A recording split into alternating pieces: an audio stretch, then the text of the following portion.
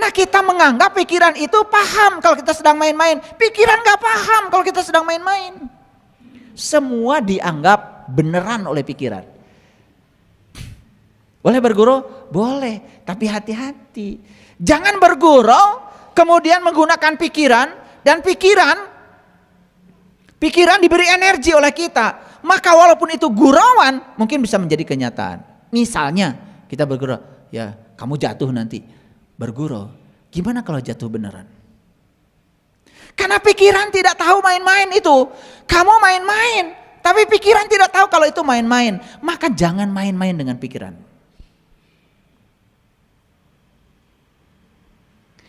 Kebahagiaan manusia tergantung pikirannya, bukan kondisinya.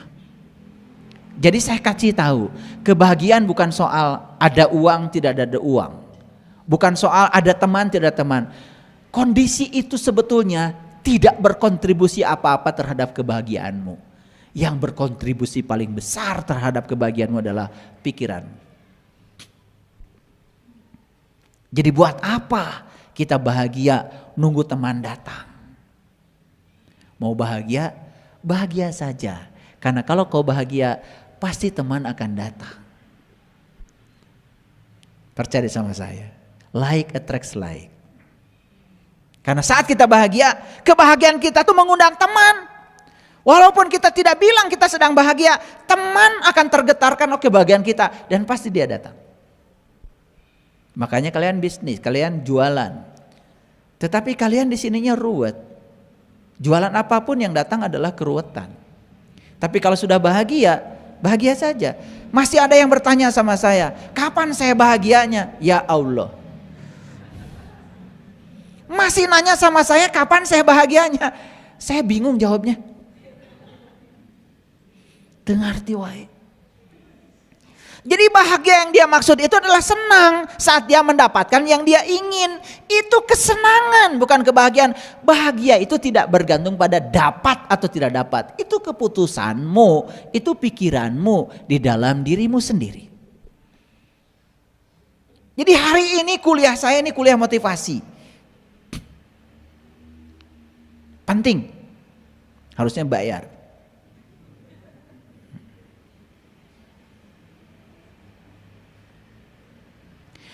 Pikiran buruk lebih buruk daripada keadaan itu sendiri.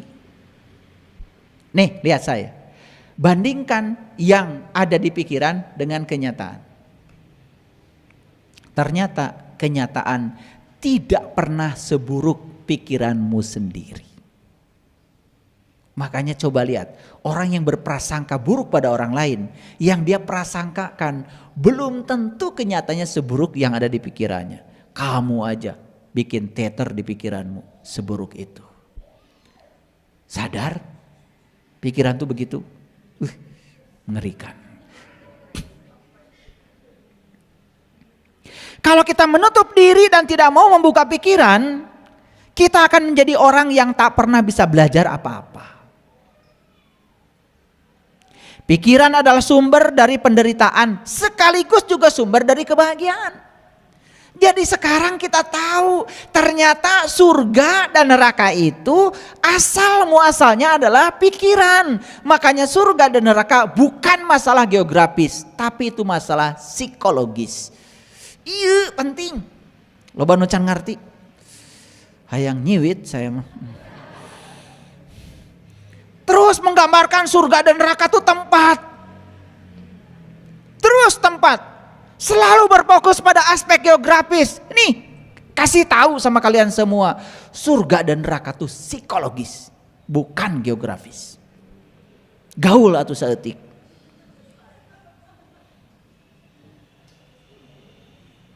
Paham ya? Jadi kalau surga dan neraka itu psikologis, psikologis itu hubungannya dengan mental, mental hubungannya dengan pikiran. Makanya saya berani mengatakan keburukan, penderitaan dan kebahagiaan dua-duanya produk pikiran. Sekarang masalahnya pikiranmu mau terus-menerus memproduksi penderitaan. Allah itu tidak pernah bikin neraka dan Allah juga tidak pernah bikin surga. Penderitaan dan kebahagiaan sudah dikasih alatnya oleh Allah, pikiran. Allah mah cuma ngasih alat, nih alatnya, ini goloknya. Mau kau pakai menebas orang, risikonya begini. Mau pakai untuk ngambil kayu bakar, risikonya begini. Gitu saja. Allah tuh begitu, hanya katalisator. Paham? Oke. Jadi kebahagiaan dan penderitaan di mana? Masih ada yang menderita sekarang? Enggak. Kalau sudah tidak menderita berarti kalian sudah bahagia. Bahagia. Menderita enggak? Enggak. Bahagia. Bahagia. Enggak percaya saya. Harusnya ya bahagia. Ini kelihatan sebetulnya, nggak usah dijawab. Karena di sini saya lihat yang masih menderita dengan yang sudah bahagia kelihatan. Jadi masalahmu adalah pikiran. Tidak ada pekerjaan yang berat. Berat atau ringan hanya ada dalam pikiran. Betul?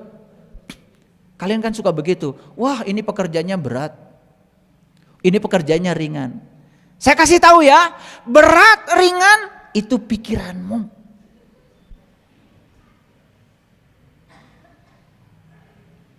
Berhentilah mencemaskan sesuatu berlebihan. Ingatlah, khawatir adalah imajinasi pikiran untuk menciptakan sesuatu yang tak diinginkan.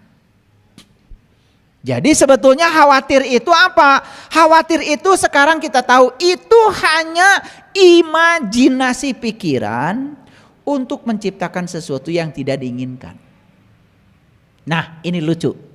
Kita tidak mau itu terjadi, tetapi yang tidak ingin kita terjadi itu diciptakan oleh imajinasi pikiran, diperkokoh dengan rasa khawatir, atau jadinya jadi.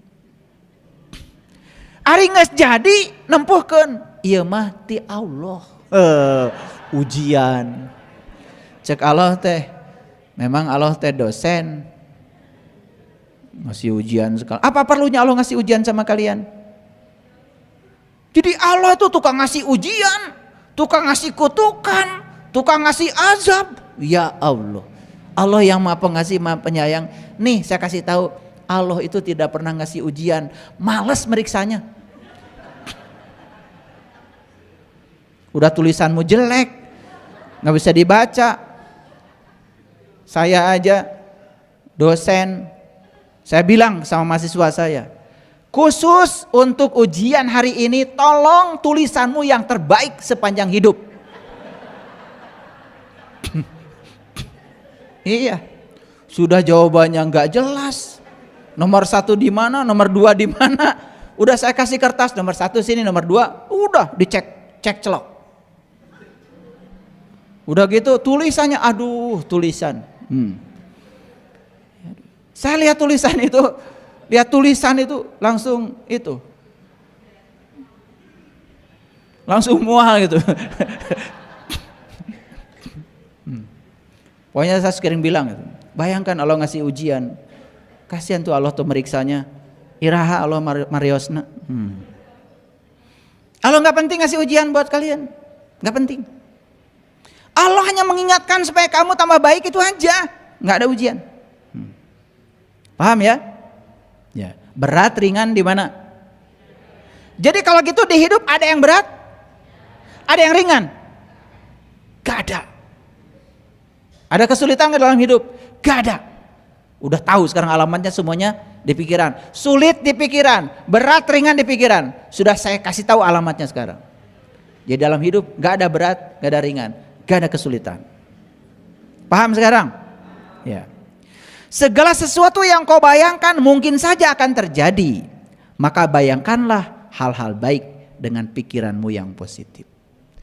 Jadi kalau ingin yang terjadi yang positif, bayangkan semua yang positif. Ya.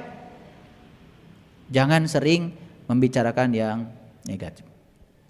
Kebahagiaan tidak perlu dicari, karena kebahagiaan bisa kamu ciptakan sendiri dengan pikiran. Jadi sekarang tahu ya, berhenti mencari kebahagiaan. Rubah pikiranmu supaya kamu menemukan kebahagiaan saat ini. Karena penderitaan dan kebahagiaan buah pikiranmu sendiri. Jadi kebahagiaan tidak mengenal banyak uang atau tidak banyak uang. Jadi rakyat atau jadi pejabat. Tidak. Itu hanya kesenangan. Bahagia tidak bergantung mendapat atau tidak mendapat.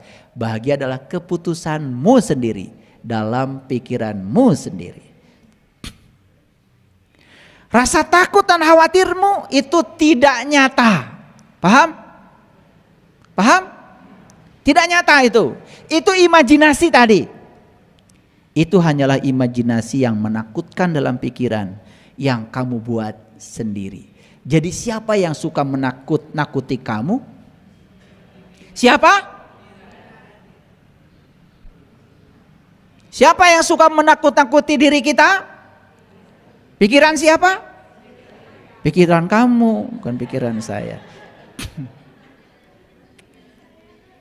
Ya, jadi sekarang tahu yang suka nakut-nakutin saya ternyata saya sendiri. Tah eta setan teh. Ya, tes pendak ayeuna masang setan. Nah eta. Sok nyingsieunan setan mah. Betul? Iya. Eta. Pakai kerudung. Pakai peci. Pakai jam tangan. Beunghar setan teh segala gaduh. Ya, di lipstick. Sok dandan setan oke. Sarua juga jelema. Sok mandi. Iya setan. Sok hambur-hambur cai sarua. Jadi pikiranlah yang membentuk emosimu. Emosi mempengaruhi keputusanmu. Lalu keputusan menentukan hidupmu. Itu jalurnya. Pikiran membentuk emosi. Emosi membentuk keputusan. Keputusan menentukan hidupmu. Jadi tetap saja sumber awalnya adalah pikiranmu. Betapa seringnya kata-kata yang salah telah mengarahkan seseorang kepada pikiran yang salah. Ya, karena kita ini ya hampir tidak menyaring setiap kata-kata. Sampai hari ini saya perhatikan orang pidato pasti kalau doakan orang lain pakai mudah-mudahan. Karena kita ini pengikut, follower. Padahal mudah-mudahan itu mudahan diulang 2 kali kan jadi bohong. Ya sama aja dengan mobil-mobilan. Saya nggak tahu itu siapa orang pertama kali yang menciptakan mudah-mudahan. Pengen ketemu saya sama orang. Makanya kalau kalian doakan anak-anak, semoga masih sering dengar saya itu murid saya ngomong mudah-mudahan, pengen nyubit. Pikiran itu sangat berharga. Pikiran memiliki kekuatan untuk membuka kemungkinan yang tanpa batas. Jadi kenapa kita selama ini hidupnya terbatas? Siapa yang membatasi itu? Pikiran. Padahal pikiran ini memiliki kekuatan untuk membuka kemungkinan yang tanpa batas. Itu hebatnya pikiran. Para sahabat, kita sering mendengar dunia pendidikan. Katanya dunia pendidikan itu sedang mencerdaskan bangsa. Betul? Nah, betul apa tidak? Tujuan pendidikan itu bukan untuk menggantikan pikiran yang kosong, tetapi untuk menjadikan pikiran yang terbuka. Lihat saya semuanya. Selama ini anak-anak kita pikirannya itu diganti oleh pengetahuan. Lalu disuruh menghafal ini, menghafal itu, menghafal ini, menghafal itu. Inilah sistem pendidikan yang tidak pernah akan membangun kesadaran. Hanya membuat anak-anak kita menjadi apal cangkem. Hanya menjadi para penghafal yang tidak ada maknanya. Makanya tujuan pendidikan yang sebenarnya adalah membangun pikiran yang terbuka. Ini tujuan pendidikan. Saya bicara di sini. Jadi kalau pikiran seseorang dari hasil pendidikan makin tertutup, apalagi merasa paling benar. Contoh, mohon maaf. Ada kan pendidikan agama. Kalau dia belajar agama, pikirannya makin tertutup, merasa paling benar, semua orang lain salah, bahkan menghalalkan darah orang lain karena dia paling benar, itu sudah gagal pendidikan agama. Harusnya pendidikan apapun membuat pikiran makin terbuka, bukan mengisi pikiran kosong dengan pengetahuan. Saya kasih tahu ya, anak saya belum hafal Iqra, anak saya belum hafal Juz Amma, tenang aja. Kalau pikirannya sudah terbuka, apa yang salah? Daripada dicekokin hafalan banyak, makin tertutup. Begitu dia hafal Juz Amma, mulai dia mendikte orang lain. Kasihan katanya temannya nggak hafal Juz Amma. Itu kan udah salah. Sistem pendidikan yang salah. Dan selama ini sistem pendidikan justru membuat anak-anak kita semakin tertutup. Kan dicekok anak kita supaya merasa paling benar. Betul nggak? Di luar dirinya semuanya salah. Ini sistem pendidikan yang keliru. Makanya kalian saya kasih tahu berkali-kali, ketemu saya bahaya.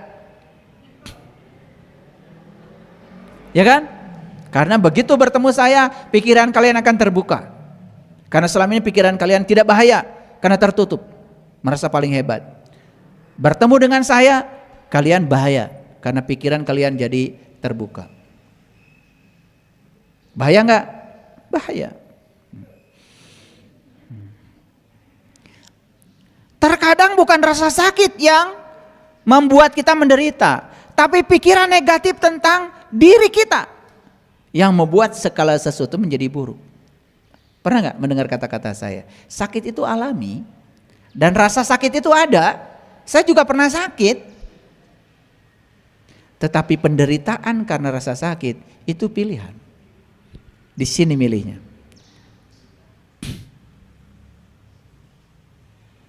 Ya. Saya kalau ngikutin kata-kata medis, Bapak nggak boleh terlalu capek. Karena Bapak ginjalnya cuma 1. Saya masukkan di pikiran saya. Saya mau ceramah, nggak boleh capek. Saya menerima tamu, maaf ya, saya nggak boleh capek. Mau milad, online saja miladnya, karena saya nggak boleh capek. Olahraga online saja, karena saya nggak boleh capek. Bayangkan kalau itu saya ikuti dan pikiran saya ikuti itu. Saya tidak pernah mengatakan saya ginjalnya 1. Setiap habis meditasi saya sapa kiri kanan ginjal saya. Terima kasih kedua ginjalku. Makanya naik gunung yang ginjal 2 dengan yang ginjal 1 menangan saya. Kalian kemarin diajak ke Curug Nangka aja, pada gempor, jalannya lama, ya kan? Iya. Kadang cepat jalannya, kadang lambat. Jalan itu konsisten aja. Satu langkah, tapi konsisten. Dan percayakan bahwa kaki kita mampu. Percayakanlah pikiran kita, kaki kita bisa. Ternyata nggak ada apa-apa kok. Paham? Gitu.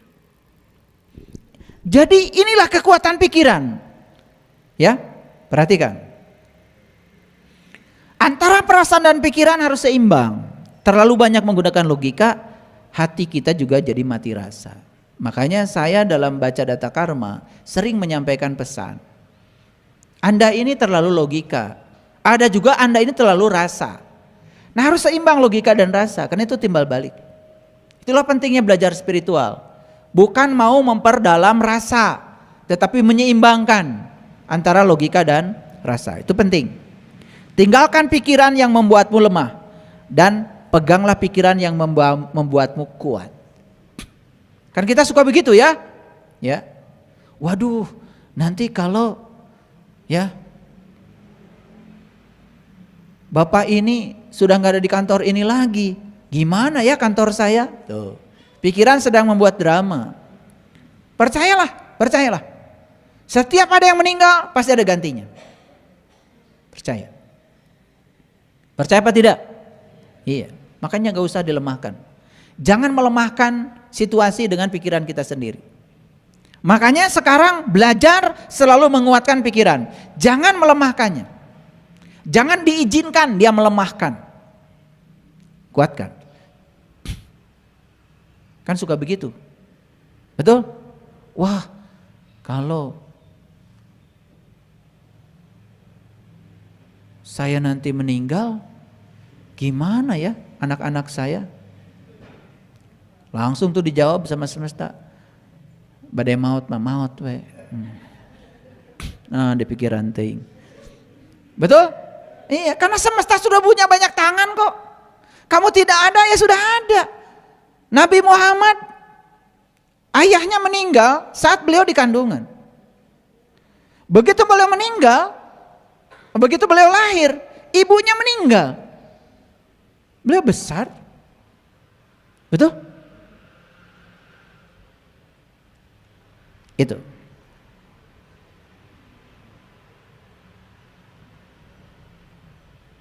Jadi sebetulnya apa hidup itu kalau begitu?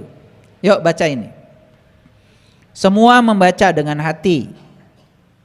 Hidup adalah belajar menerima apa yang kita tidak suka dan belajar melepaskan yang kita suka. Selama ini hidupmu seperti apa? Jujur ya, hidupmu selama ini belajar melepaskan yang tidak suka. Perlu belajar gak? Gak usah belajar, kan dari kecil diajarin begitu. Karena kalian hidupnya selama ini adalah melepaskan yang kalian tidak suka dan hanya menerima yang kalian suka. Belajar gak itu? Gak belajar. Jadi kalau begitu hidupmu selama ini belajar apa tidak? Tidak. Karena apa? Menolak yang kita tidak suka, gak usah belajar. Menerima yang kita suka, gak usah belajar. Gak usah belajar dengan saya. Gak usah. Gak usah. Capek-capek belajar dengan saya. Karena di BSI belajarnya terbalik. Selama ini di tempat lain kalian belajar ya pura-pura. Kenapa? Menerima yang kalian sukai itu gak usah belajar. Menolak yang kalian tidak sukai gak perlu belajar. Di sini kalian akan mengalami kekagetan sendiri. Karena di sini diajarkan untuk menerima yang tidak kalian suka dan diajarkan melepaskan yang kalian suka. Terasa? Ada BSI peduli. Melepaskan kan? Melepaskan. Ternyata bahagia juga ya ketika kita melepaskan. Lihat foto orang lain yang gak sekolah bisa sekolah. Lihat foto ibu-ibu yang di panti jompo nerima uang gak seberapa dari kita, bahagianya luar biasa. Ternyata hidup kita jadi penuh dengan sukacita ya kalau melepaskan. Cuman pikiran saya yang mengganggu, kalau melepaskan takut kita rugi, kalau melepaskan takut berkurang. Ternyata melepaskan tidak pernah rugi. Dan setiap melepaskan selalu akan menerima. Jadi yang harus belajar apa? Menerima yang kita tidak suka. Itu belajar. Dan melepaskan yang kita suka. Itu belajar. Berat kan? Salah sendiri ngaji di sini. Menerima yang kita suka biasa. Melepaskan yang kita tidak suka juga biasa. Itulah esensi berperang dalam ayat tadi. Jadi perang di ayat yang tadi itu bukan perang melawan orang lain dan melumpuhkannya karena berbeda. Tetapi perang yang sebenarnya adalah, lihat saya, yang diwajibkan di Quran surat Al-Baqarah 216, wajib kamu berperang. Makanya kan ayatnya itu tadi terintegrasi. Boleh jadi apa yang kamu suka buruk bagimu. Boleh jadi apa yang kamu tidak suka baik bagimu. Inilah perang. Jadi perang kita itu sebetulnya adalah belajar menerima yang kita tidak suka dan belajar melepaskan yang kita suka. Ini perang yang diajarkan Al-Quran.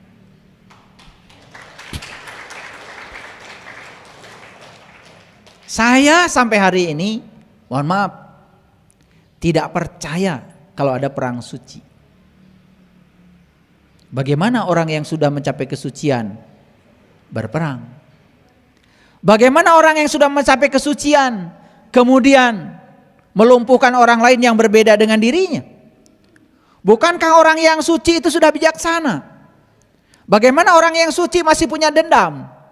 Bagaimana orang yang suci harus membunuh? Tidak ada alasan. Atas nama agama dan Tuhan, membunuh tetap saja membunuh.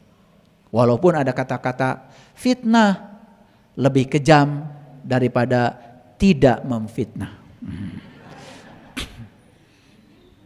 Ya, ngerti sekarang perang? Yuk kita sekarang tangkap makna dari Quran surat Al-Baqarah 216. Diwajibkan kepada kamu berperang. Tuntaskan baca ayatnya. Boleh jadi kamu menyukai sesuatu, padahal itu amat buruk bagimu. Boleh jadi kamu tidak menyukai sesuatu, tapi itu amat baik bagimu. Jadi perangnya apa? Perangnya adalah belajar menerima yang tidak disukai dan belajar melepaskan yang kita sukai. Itu perangnya. Setuju? Jadi Quran itu tidak mengajarkan terorisme. Quran itu tidak mengajarkan kekerasan. Quran itu mengajarkan kelembutan. Makanya saya buka kajian kita hari ini dengan apa? Start the day with love. Feel the day with love. Tuhan membuka Quran surat Al-Fatihah dengan Ar-Rahman Ar-Rahim. Dan mengisinya dengan Ar-Rahman Ar-Rahim. Bukankah itu cinta kasih? Makanya di awal kajian ini saya berbicara tentang cinta. Cinta bukan rasa perasaan, tapi cinta kekuatan positif yang semua bisa membuat semesta ini tercipta. Ya, gitu. Jadi saya selesaikan dulu. Makanya bagaimana kita bisa berperang? Bagaimana kita bisa berperang? Sebenarnya perang kita dengan siapa? Kapan kita berperang untuk menerima yang kita tidak suka? Dan kapan kita sukses menerima yang kita tidak suka? Kapan? Saat kita sudah selesai dengan pikiran kita sendiri. Saya kasih tahu nih para sahabat, semua konflik kalian dengan orang lain karena kalian masih berkonflik dengan pikiranmu sendiri. Kalau kalian sudah selesai, tidak ada konflik dengan pikiranmu, percaya sama saya, kalian tidak akan pernah konflik. Yang ada, kalian akan disukai oleh semua orang. Percaya sama saya. Kalian akan disukai semua orang. Makanya yang 5 tadi, cara untuk disukai semua orang. Perhatikan itu. Karena orang yang penuh perhatian pada orang lain, itu orang yang sudah selesai dengan dirinya sendiri. Orang yang masih ada konflik dengan dirinya, memberikan perhatian pada orang lain saja, masih harus pakai syarat, bukan? Itu masalah kita. Ini masalah mental kita. Dan ini yang tidak pernah disentuh dalam kajian-kajian spiritual. Kenapa? Kajian spiritual lebih banyak mengajak kita untuk kembali ke masa lalu atau mengangan-angan masa depan yang tidak pasti. Lalu kita mengorbankan saat ini, di sini, sekarang. Pada hidup kita di sini, saat ini, sekarang. Ya? Jadi oleh karena itu, kuasai pikiranmu. Jangan sampai ia menguasai dirimu. Entah kita dikendalikan atau kita mengendalikan, dua-duanya berisiko. Mengendalikan ada hadiahnya, dikendalikan juga ada akibatnya. Jika kamu tidak mengendalikan pikiranmu, orang lain juga bisa mengendalikan kamu. Jadi kenapa kita sering mengizinkan kita dikendalikan orang lain? Karena kita gagal dan lemah mengendalikan kekuatan yang ada pada diri kita sendiri. Menjadi sadar berarti mengendalikan diri sendiri. Itulah pelajaran kesadaran dari saya. Karena puncaknya adalah belajar untuk menemukan majikan kita yang sebenarnya, yaitu kesadaran. Jangan biarkan pikiran menjadi majikan, karena dia sangat berbahaya. Pikiran yang terganggu hanya dapat dikendalikan oleh pikiran yang positif. Jika kamu bisa mengendalikan pikiranmu, kamu bisa mengendalikan apapun. Jadi kita ingin mengendalikan apapun, satu kuncinya, kendalikanlah pikiran. Kita bisa mengendalikan apapun. Setelah kita menguasai pikiran kita, maka kita akan menjadi orang yang luar biasa. Kita bukan lagi orang biasa. Mau jadi orang luar biasa? Kendalikan pikiranmu. Begitu kau sukses mengendalikan pikiranmu, hari ini pun kau akan menjadi orang yang luar biasa, bukan orang biasa lagi. Pikiran memberikan hasil yang diinginkan hanya jika stabil dan seimbang. Ya, itulah pentingnya. Sampai kita mengendalikan pikiran kita sendiri, kita tidak menjalani kehidupan kita sendiri. Kita akan baru bisa menjalani kehidupan kita sendiri tepat saat kita sudah bisa mengendalikan pikiran. Selama ini kita dikendalikan oleh siapa? Jangan-jangan kita dikendalikan oleh orang lain. Karena apa?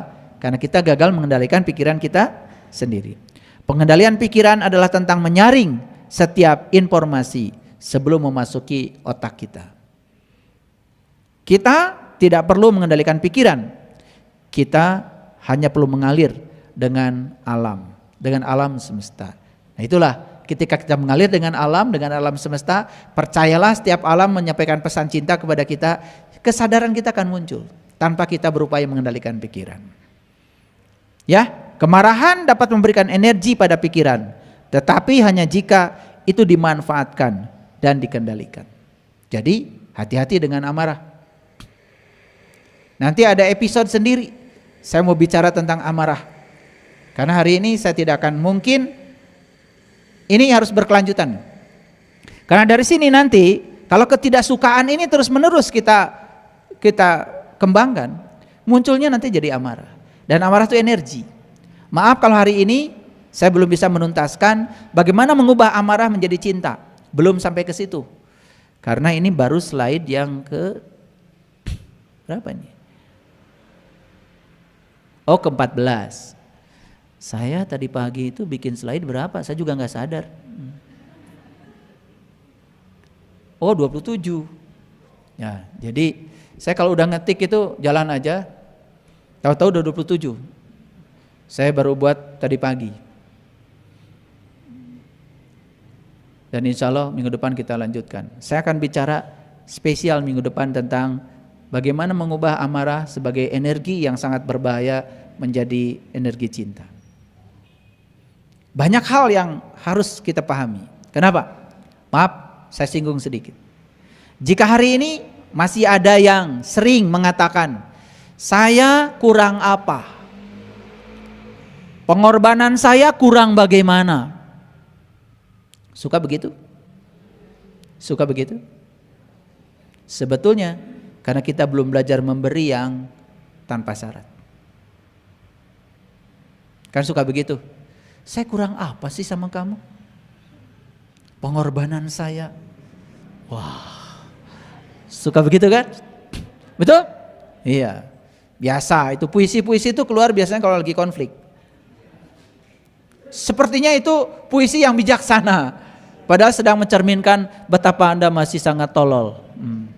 Karena Anda merasa seakan-akan apa yang Anda lakukan adalah sebuah pengorbanan.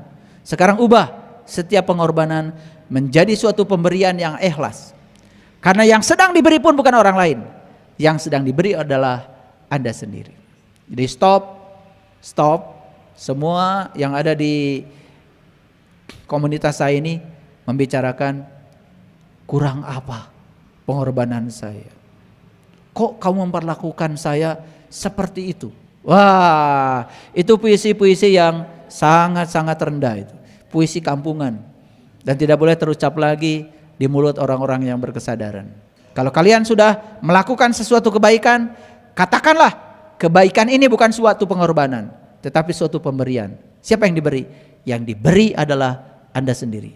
Karena tidak ada orang yang diberi kecuali Anda sendiri. Karena setiap pemberian hanya akan kembali pada Anda sendiri. Terima kasih. Assalamualaikum warahmatullahi wabarakatuh.